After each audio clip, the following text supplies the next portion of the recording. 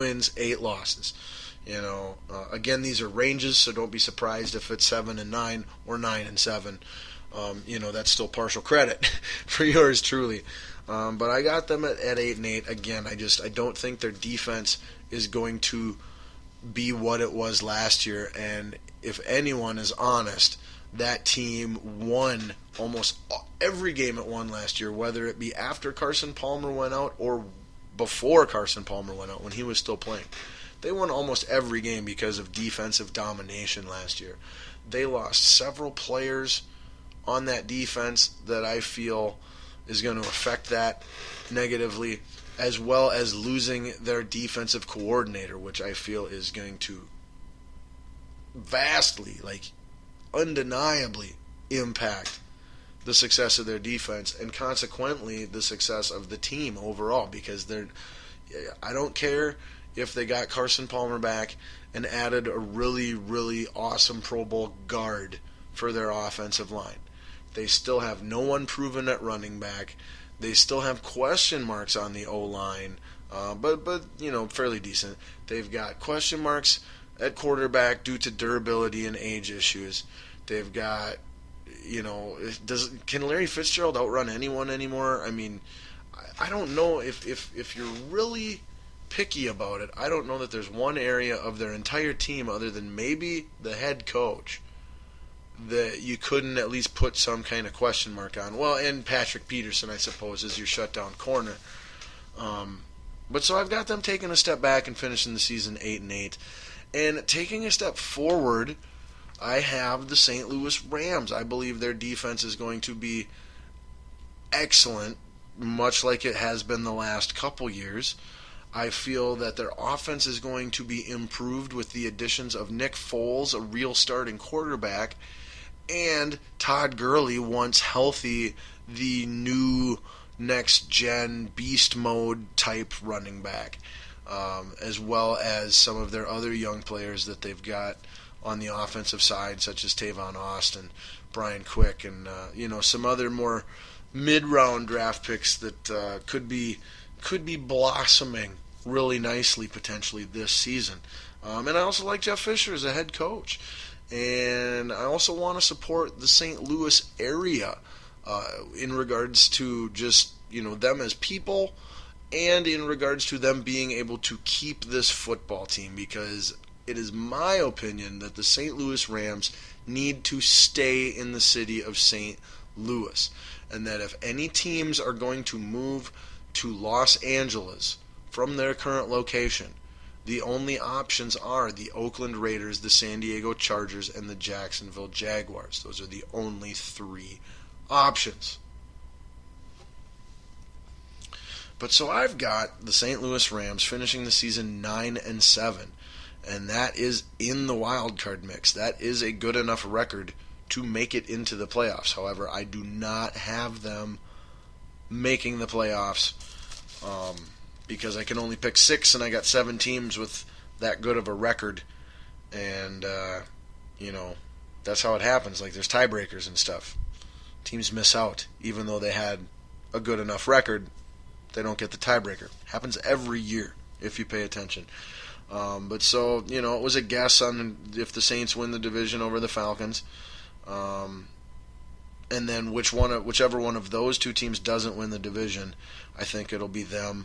And the Rams will contend for that final wild card spot. I currently have the Falcons. Might end up being the Rams. We'll have to wait and see. But I suppose we should discuss the NFC East here real quick before going over that one more time in clarity. But at the bottom of the NFC East, I think everyone should have the Washington Redskins penciled in.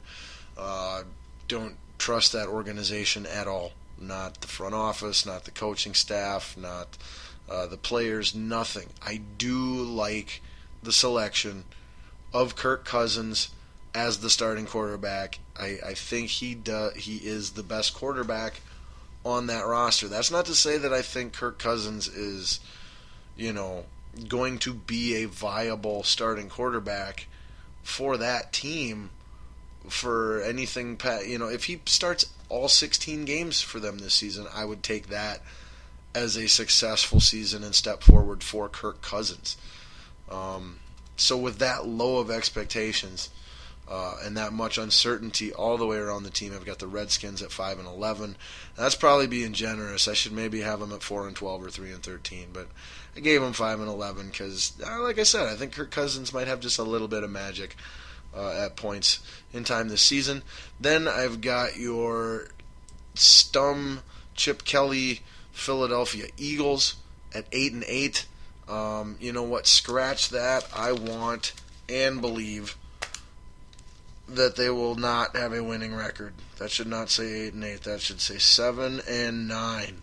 That's right, Philadelphia Eagle fans. The Chip Kelly downward spiral continues this year because you guys were dumb enough to hand over the keys, the garage, the house, the driveway, everything, the fuzzy dice. You guys handed over everything to this guy, and he's insane. He's not a genius. He's insane. I understand how they have similarities, surface similarities, many surface similarities, but they are not the same thing. And make no mistake, football fans, Philadelphia Eagles fans, Chip Kelly is not a genius. He's insane.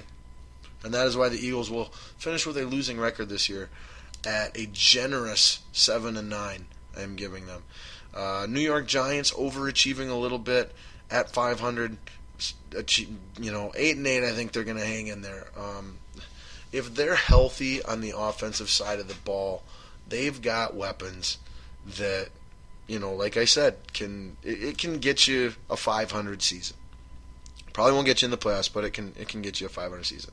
And then arguably the easiest division winner I would expect in the NFC at 10-6, the Dallas Cowboys. So, to recap, my playoff teams coming from the NFC, as your 1 seed would be the Seattle Seahawks, your 2 seed would be the Green Bay Packers, and then the 3 seed winning the East would be the Cowboys, your 4 seed winning the South would be the 9-7 Saints, and then taking on those Saints would be your 10-6 Minnesota Vikings, and taking on the Cowboys would be your 9-7 Falcons, with the Rams at 9-7, Cardinals and Giants at 8-8, and the Lions and Eagles at 7-9, all flirting a little bit with playoff bids, but coming up just a bit short. All right, so there is your detailed team-by-team NFC preview. Could you handle it? Was that... well, I hope you could, because we got a whole nother side to go through yet. Bring on the AFC. We started in the North last time. Let's start in, the most popular division in football, I would say, the most publicized, in addition to the NFC East, would be the AFC East, obviously with your media outlets out there, and your perennial Super Bowl champion New England Patriots as well, things like that. But we'll get to the Patriots in a moment. In last place in the AFC East, expect no one other than the New York Jets. I do like Todd Bowles, first-year head coach there. Geno Smith, starting quarterback, is out for 4 to 6 weeks with a broken jaw yet. They'll be riding the Ryan Fitzpatrick train all the way to the station for the first month of the season. That will not amount to more than 2 wins. When Geno comes in, he's very limited offensively. They've added a few more weapons, a la Brandon Marshall, to the offense, but just not enough across the board at the skill positions, wide receiver, tight end, backfield, and quarterback question marks. Also on defense, while they've got an insanely good and expensive secondary, like nobody's going to be able to throw the ball to a receiver down the field on the New York Jets at any point in time this season. Unless you go over the middle and you get a safety and a linebacker. But that would probably be more to a tight end anyway. So there you go. So while they do have their secondary is impeccable, minus the safeties positions, their linebacking core is questionable, and their defensive line should be elite. However, you've got contract holdout, and you've got suspension, and you've got rookie and there's one other piece too that I'm missing. So just way too many question marks, newbies, growing pains, what have you. Jets 4-12. You know what? Let's switch the Jets and the Redskins around. Let's put the Redskins down to 4-12, and let's bump the Jets up to 5-11, just for fun. All right. See how easy that is? That's how much thought and time I put into how set I am on all this. But anyway, so moving on up to the third place in the AFC East predictions. We've got the newly, I don't know where I was going with that, the new Rex Ryans, the Buffalo Bills. He is in his first year now as the head coach of the Buffalo Bills. Actually, top to bottom, he's got an incredibly talented, young, athletic team.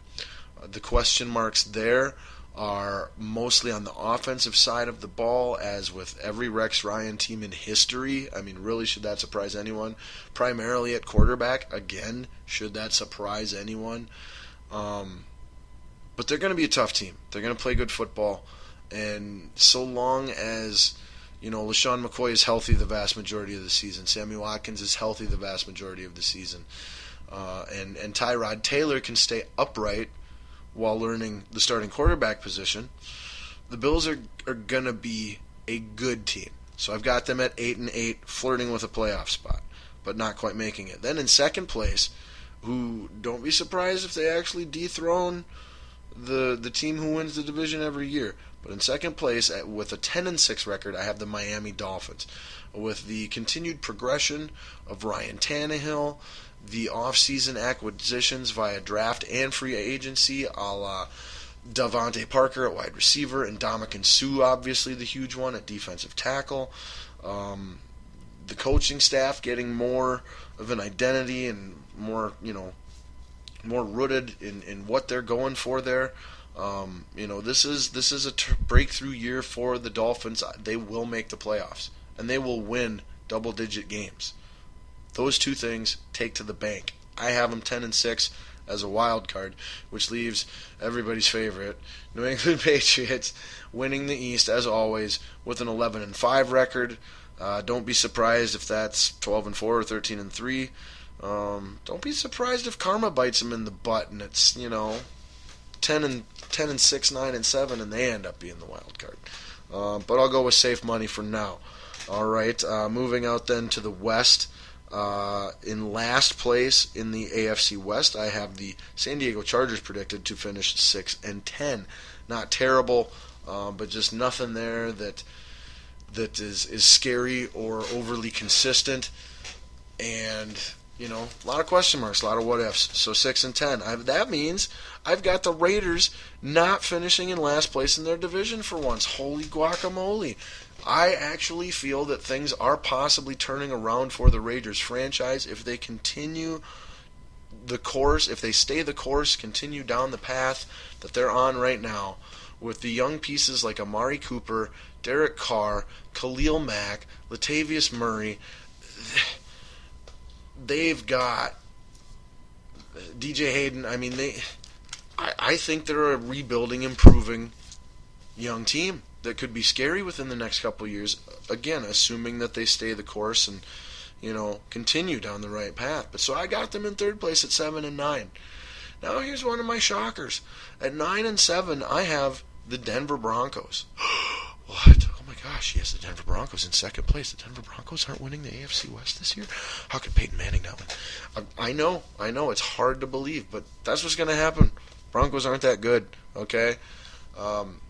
Their offensive line is almost non-existent, and that is going to be their Achilles heel. Their passing game is going to take a nosedive. Their run game, which was huge for them last year, offensively, their run game last year with C.J. Anderson's emergence was what won them the majority of their games and got them into the playoffs, if you followed their season at all, along with some timely defense. That's not going to be the case this year. That O-line is so bad, I don't think they're going to be able to run or pass the ball. And it is going to be just pure, Peyton Manning magic combined with maybe some Denver weather and conditions magic, and